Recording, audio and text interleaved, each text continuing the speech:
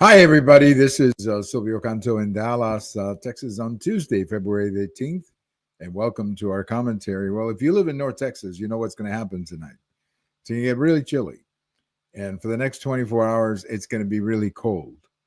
Now, there may be some precipitation, but not as much, but it's going to be very cold.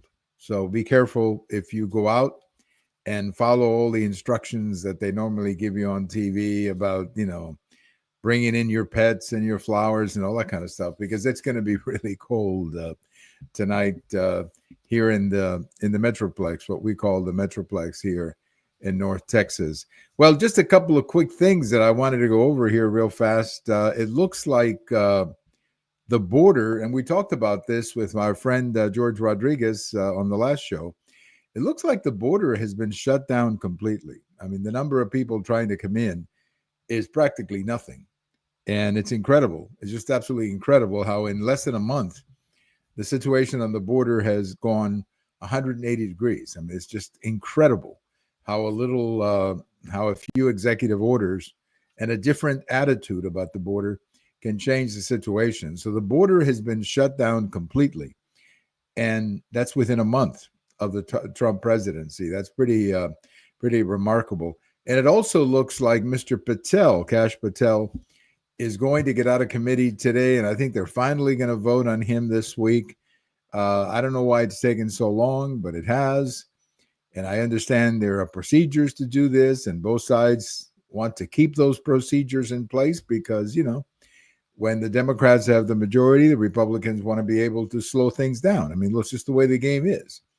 But as I've said before, I think it's time for both sides to consider that the quicker we put together the presidential team, especially the director of the FBI, I think the better for the nation. We had an election, Trump won, give him his cabinet. At the end of the day, he's going to be accountable for whoever he puts in there.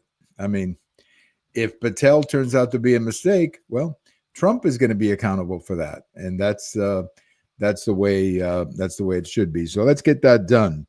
And over on this ongoing show between Elon Musk and President Trump and the Democrats over what money was spent and what money was sent out. Look, I think that what they need to do is give us a list of the things, and they're working on it. I'm not knocking them, but give us the list of the things that where the money was spent and all of that. And I think then the president should do a national address and explain this to the American people in detail. But there's no question in my mind that the Democrats are making a big mistake in simply going against Trump because they want to go against Trump. I mean, this would be a great opportunity for the Democrats to join forces with Trump and say, look, we don't like abuse either. We don't like corruption either. We don't like mismanagement either. So let's work together to make sure that we clean this up. But no, instead, they're down to Trump derangement syndrome again, or in this case, Musk derangement syndrome. And instead of taking advantage of an opportunity to work with Trump and get some advantage out of it, they're just doing the same old stuff. And I'm not the only one who's noticing this, by the way.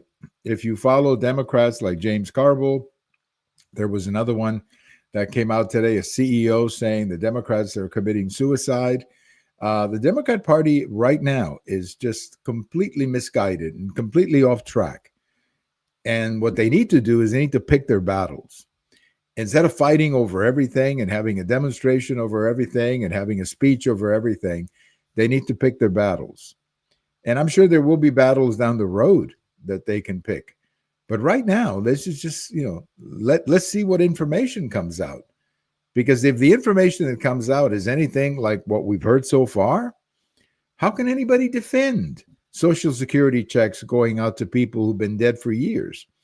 How can anybody defend some of the things that we've heard about? It's just absolutely insane.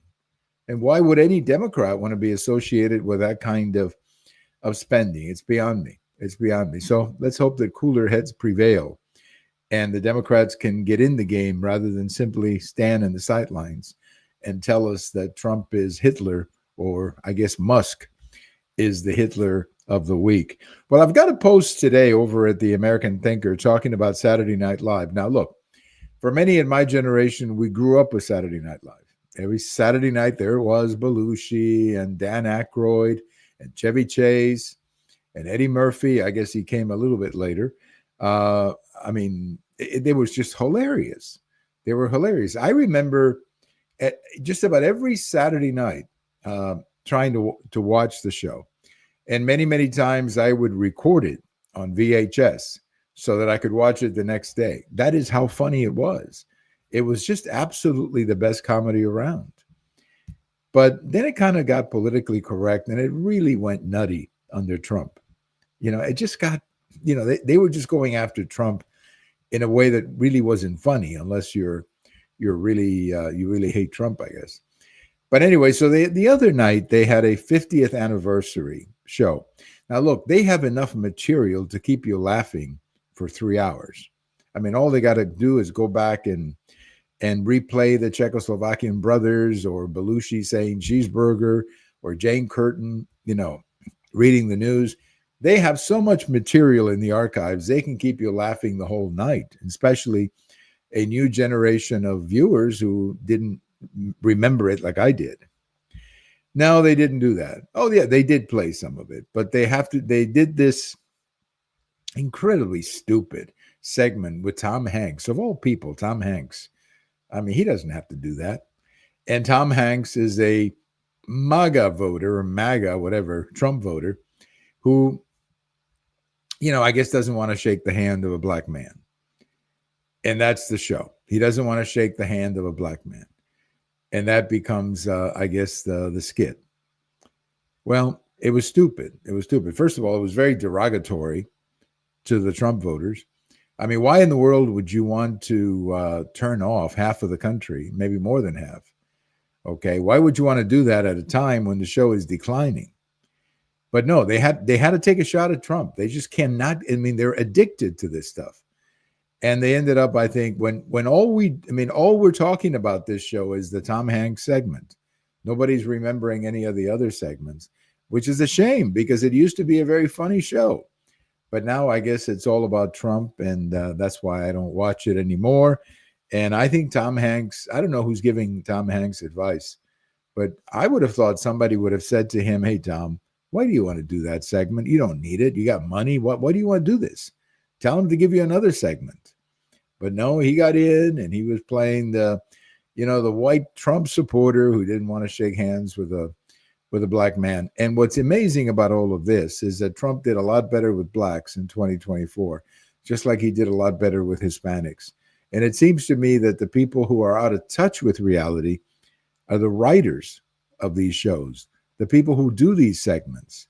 They're the ones who don't really know what's happening in the country. But what a great opportunity to bring people together with some of the greatest humor that we've ever seen in Saturday Night Live. I mean, look, they were great for a while, but not anymore. Not anymore. They're, just like another one of the late night shows, addicted to Trump and losing audience very, very fast. Well, I have a post coming out on Wednesday talking about birthright citizenship. This is Trump signed an executive order. It went to a judge. The judge put it on hold. I think everybody expected that at the White House. So the next thing, eventually it's going to go to the Supreme Court. I'm pretty sure of that. And I think the Supreme Court is going to rule that the 14th Amendment doesn't apply to birthright citizenship, that the two things don't go together. Many Democrats use the 14th Amendment to justify birthright citizenship. In other words, somebody comes into the country illegally, they have a baby, automatically the baby is a U.S. citizen. That's not what the 14th Amendment is about. And a couple of cases the Supreme Court has written even don't support that. So it'll go to the Supreme Court, and I think the Supreme Court will rule that the 14th Amendment did not create birthright citizenship for anybody. And then it'll probably call on Congress to do something about it. And that's where this is going to go. It's going to be a huge disappointment for Democrats who are investing so much of their hopes and dreams on the 14th Amendment. So I've got a post about that coming out Wednesday. And on Wednesday, we're also going to be, or at least we're programmed, to chat with my good friend Bill Katz, the editor of Urgent Agenda. And I'll bring it up with Bill. And we'll talk about that. So I don't think it's going to go well for the people using the 14th Amendment when this goes to the Supreme Court, because I think the Supreme Court will shoot it down on the basis that the 14th Amendment does not apply to birthright citizenship for people who simply come into the country and have a baby without papers and so on. Well, of course, yesterday, Monday, was President's Day. And I wrote a post about that as well over at the American Thinker. You know, whenever they talk about the great presidents, there's always two that come up on the list, and that's Lincoln and Washington, and that's to be expected.